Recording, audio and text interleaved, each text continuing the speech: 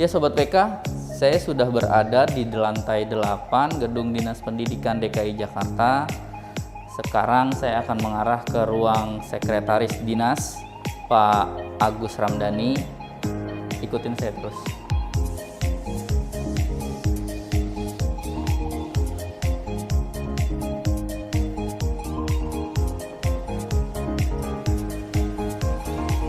Assalamualaikum, Pak Agus. Salam. Apa kabar, Pak? Baik, alhamdulillah sehat. Izin kita Silakan diskusi, masuk. Pak. Siap. Ayo, Sobat PK.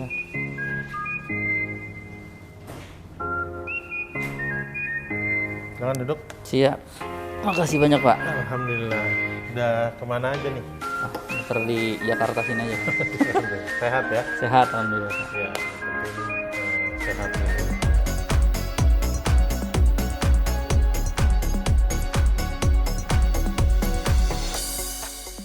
Ya, sekarang saya sudah berada di ruangan Pak Sekdis, Dr. Agus Ramdhan. Kita akan tanya-tanya seputar PTM yang sudah berlangsung sejak kemarin. Pak Sekdis, apa kabar, Pak? Alhamdulillah baik, sehat, Sehat ya, dan Pak, ya? tetap semangat. Pandemi gini kita harus semangat, Pak. Iya, betul. Jaga imun. Pak, ini bicara pembelajaran tatap muka. Nah, sebetulnya apa ya, kendala yang dihadapi kemarin sampai akhirnya diputuskan, oke, mulai Senin tanggal 30 Agustus kita ada PTM di DKI. Itu bisa diceritakan nggak sih, Pak, prosesnya? Kalau bicara kendala tentunya pasti ada ya. Misalnya terkait kesiapan sekolah ya dalam mempersiapkan protokol kesehatan. Iya. Itu kenapa kita di DKI sebelum pembelajaran tatap muka terbatas itu bisa diikuti oleh sekolah, sekolah harus mengisi asesmen dan mengikuti pelatihan blended learning atau pembelajaran campuran. Sehingga kadang kendalanya ada yang mengisi tetapi setelah diverifikasi tidak memenuhi persyaratan, itu tentunya tidak kita luluskan.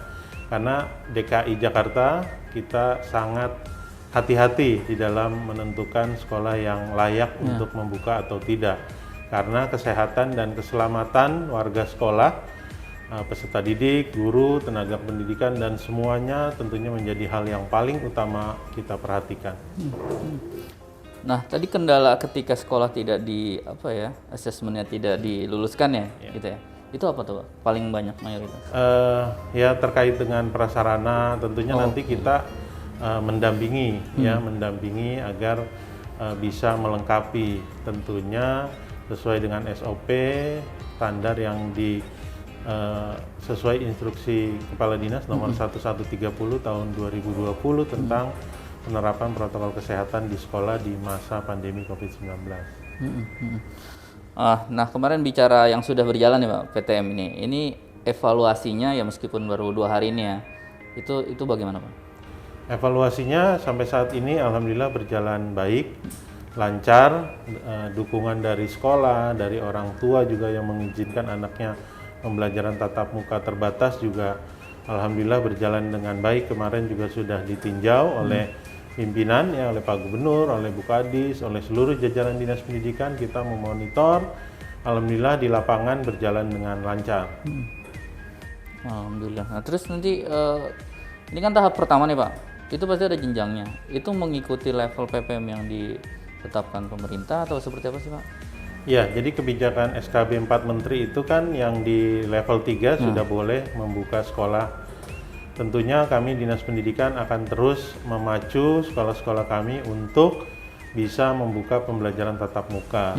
Tentunya dengan kehati-hatian, yaitu tadi dengan asesmen yang kita lakukan, lalu diverifikasi, kesiapan prasarananya, kesiapan warga sekolahnya, termasuk guru-gurunya, ya, kepala sekolahnya, para orang tua juga. Dan hal yang paling penting adalah kunci utamanya adalah izin dari orang tua. Kalau orang tuanya mengizinkan, anak itu bisa mengikuti pembelajaran tatap muka. Tetapi apabila tidak diizinkan, hak-hak belajar anak tetap didapatkan, tetap belajar dari rumah melalui online dengan seperti biasanya. Jadi misalnya saya orang tua murid di sekolah A, saya merasa khawatir masih, meskipun sekolah itu bisa melakukan PTM yang terbatas. Tapi sudah anak saya di rumah dulu, itu boleh? Boleh. Silakan boleh, tetapi nanti sekolahnya tetap memberikan pembelajaran online kepada siswa tersebut. Nah, yang terjadi sekarang ini apa, atau semua sudah mengikuti, atau ada yang masih sudah saya tahan dulu anak saya sampai benar-benar ya lingkungan aman gitu, Pak. Kalau yang 610 ini yang pembelajaran tatap muka terbatas yang lulus ini, alhamdulillah beberapa mengikuti sesuai dengan izin orang tua yang dipegang oleh sekolah. Jadi kalau yang tidak diizinkan dia akan belajar tetap online di rumah. Oh, prosesnya itu sekolah menanyakan dulu ya Iya, ke betul. ke warga. Mensosialisasikan. Oke. Kita sudah lulus pembelajaran tatap muka terbatas, kita sudah mengikuti asesmen 1, asesmen 2, dan pelatihan. Kita akan segera membutuhkan persetujuan orang tua, nanti ada formnya yang diisi oleh orang tua untuk menjadi dasar sekolah mengikut sertakan anaknya belajar di kelas. Oke. Ya, Sobat WK dan Tribuners mungkin juga perlu diingatkan lagi nih Pak, bahwa PTM terbatas tuh yang seperti apa Pak?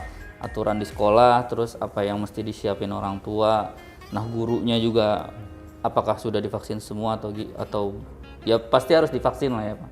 Nah, tapi bisa dijelaskan lagi nggak Pak ke Sobat WK dan Tribuners, PTM terbatas tahap 1 nih yang di DKI seperti apa?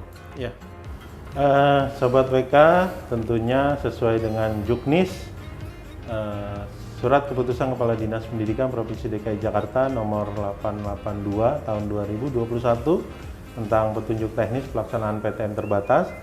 Jadi kehadiran siswa di sekolah itu 50%, ya, dan harinya pun juga kita batasi di hari Senin, Rabu, dan Jumat.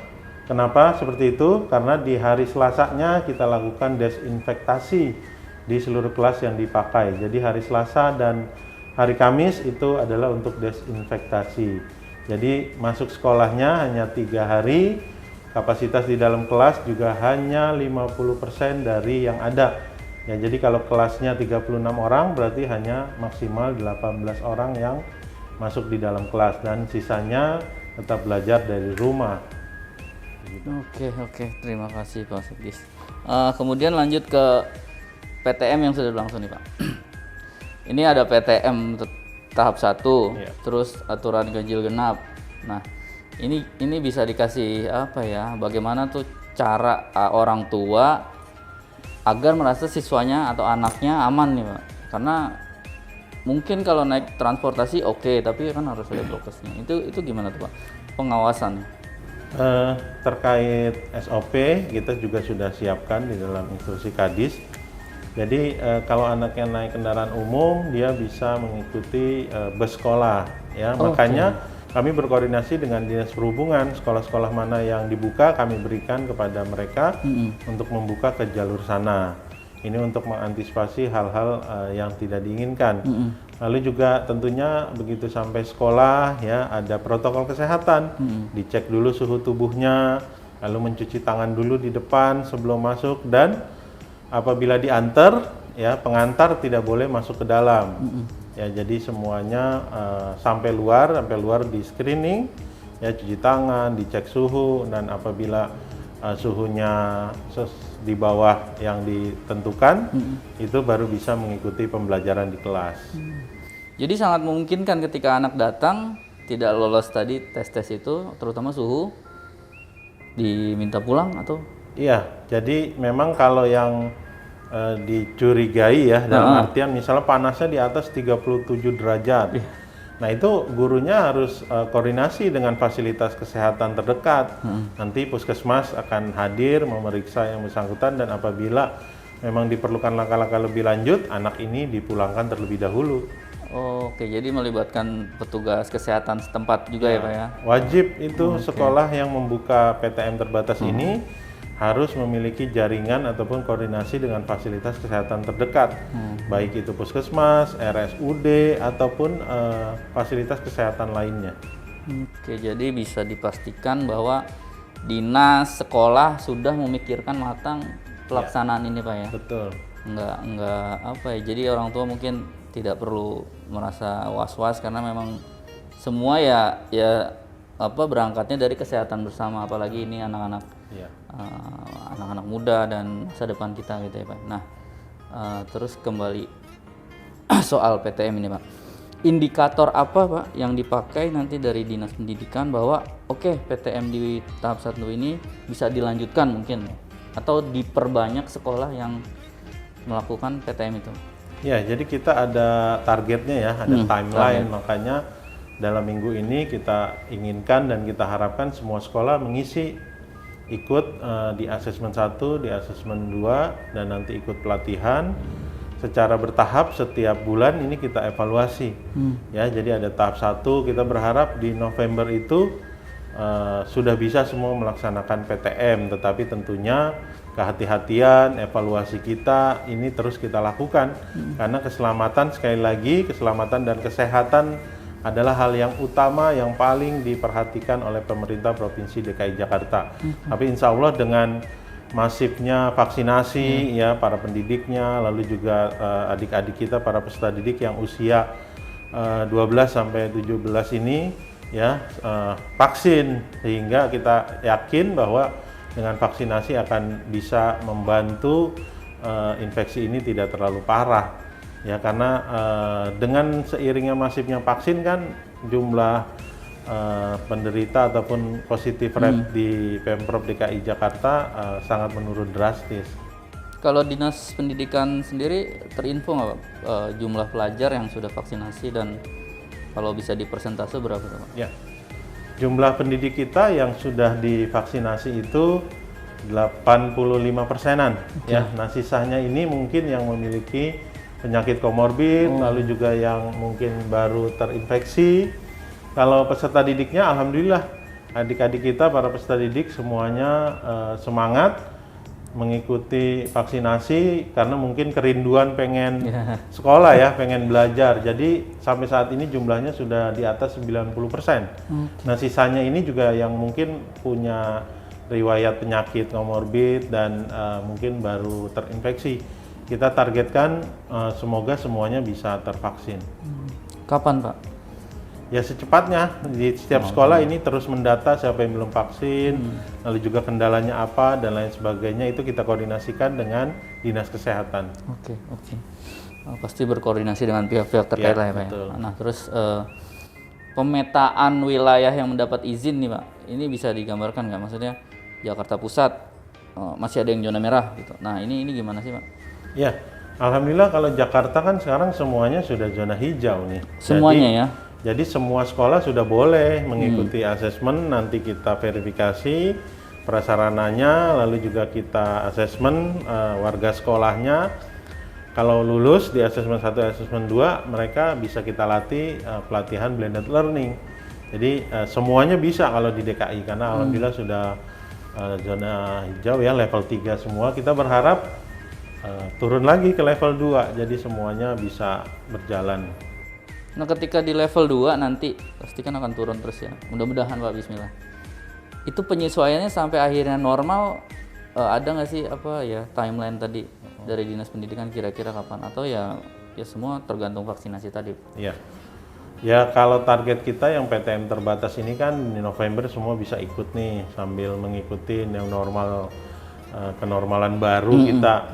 Nah, terkait kedepannya tentunya kita menunggu dari Satgas COVID-19 menentukan levelnya, karena kita ngikut ke sana. DKI kemarin ditentukan level 3, sekolah sudah boleh buka, tapi kita tetap kehati-hatian ya, makanya kenapa kita asesmen dulu. Itu adalah dalam rangka betul-betul kita bisa melindungi para peserta didik kita dan para warga sekolah yang ada di situ. Oke. Ya, terakhir Pak, mungkin boleh kasih pesan ke Sobat WK dan Tribuners, terutama untuk para orang tua, terus pelajar, itu bagaimana menyikapi PTM ini, dan ya mereka kan harapannya bisa sekolah normal, tapi itu pasti dilakukan bertahap gitu. Nah, mungkin bisa diimbau ke mereka soal terutama prokes dan lain-lain. Ya. Baik, Sobat WK dimanapun berada, tentunya pemerintah Provinsi DKI Jakarta khususnya Dinas Pendidikan terus melakukan upaya-upaya yang terbaik untuk pendidikan di DKI Jakarta. Salah satunya pada saat kita sudah ditentukan pada level 3, kami Dinas Pendidikan sudah bersiap sejak 2020, kita sudah melakukan piloting sekolah terbatas ya. Dan saat ini adalah sudah kita lakukan sehingga menjadi 610 sekolah. Kan 610 sekolah ini insya Allah sudah melalui tahapan dengan kehati-hatian, sehingga kita berharap di tahap 1 ini semua berjalan lancar dan tentunya didukung dengan program vaksinasi yang terus dilakukan oleh Dinas Kesehatan kepada seluruh pendidik ya, kepada seluruh peserta didik, sehingga kita harapkan akan turun ke level 2 sampai insya Allah semuanya normal kembali. Terima kasih. Ya, demikian Sobat WK bincang spesial kita dengan Sekretaris Dinas Pendidikan DKI Jakarta, Bapak Agus Ramdan. Mudah-mudahan bermanfaat, terutama untuk para orang tua dan pelajar. Jangan lupa tetap patuhi prokes di masa pandemi ini. Semoga kita tetap sehat dan bisa sama-sama bangkit melewati pandemi ini. Amin. Jangan lupa subscribe ya.